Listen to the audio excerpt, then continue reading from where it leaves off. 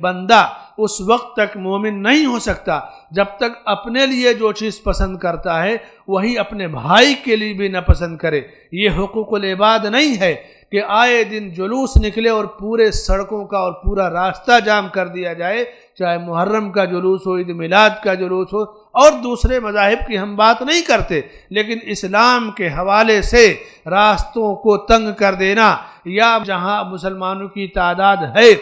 راستوں پہ کچرا پھینک دینا، راستوں پہ گاڑیاں پارک کر دینا، گزرنے والوں کا راستہ تنگ کر دینا، یہ سب حقوق العباد ہے کہ آدمی اپنی قوت سے دوسرے بندوں کا حق مارتا ہے، دوسروں کو تکلیفیں دیتا ہے، اللہ کے ہاں اس کی پکڑ ہوگی، اس کی سزا ہوگی۔ ایک دوسری حدیث میں اللہ کے نبی صلی اللہ علیہ وسلم فرماتے ہیں کہ کسی بندے کا مال صدقہ دینے سے کم نہیں ہوتا، اس لیے تم صدقہ دو۔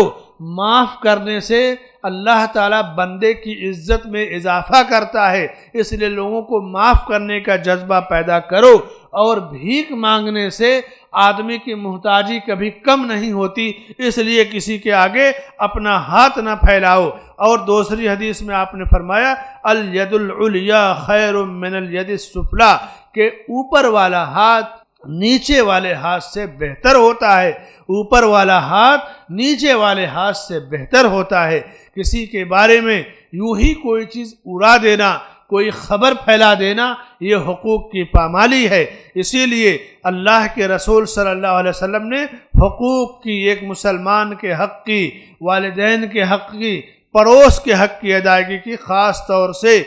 تعلیم دی ہے، تربیت دی ہے، اس پر زور دیا ہے، اور یہ بھی کہا کہ کوئی مسلمان اگر تم نے کسی کو برا بھلا کہہ دیا، اس سے دنیا میں معافی تلافی نہیں کر پائے، تو مرنے کے بعد اس کے لیے خوب دعائیں مغفرت کرو، خوب دعائیں مغفرت کرو۔ عام طور سے پہلے ہمارے بزرگوں میں رواج تھا کہ مرنے کے قریب بیمار ہوتا تو بندہ جاتا، بھائی ہماری غلطیاں معاف کر دینا، کہا سنا معاف ہو۔ اور آج اگر کسی سے غلطی معاف کراؤ تو آدمی عیب سمجھتا ہے، بیمار سمجھے گا کہ دیکھو لگ رہا ہے کہ مجھ کو مارنے والا ہے، مرنے کے قریب غلطی معاف کرانے آیا ہے۔ یہ شیطانی فریب ہے جو دونوں طرف سے لوگوں کو ڈال کر کے قیامت کے دن آپ کو بوجھ میں ڈالنے کے لیے ہے۔ دنیا میں آدمی تصفیہ کر لیا کرے، حدیث میں ہے کہ جب کسی کا کسی سے دنیا میں ہو